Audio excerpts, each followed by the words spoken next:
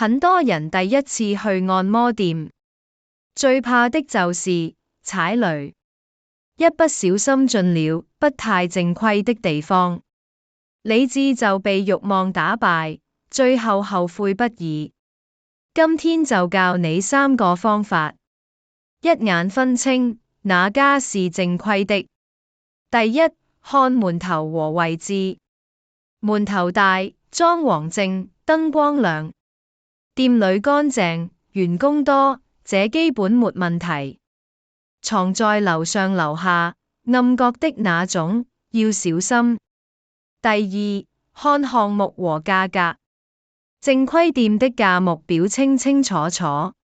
名稱簡單明了，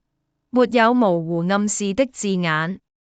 像抱腳加按摩加簡餐200出頭，這就很正常，明碼實價。第三，看技師的穿着，穿着整齊，不暴露，不特意吸引眼球，這種多半就是正規店。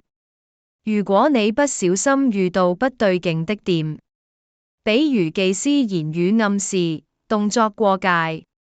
記得立刻拒絕，嚴正說不。男生在外面，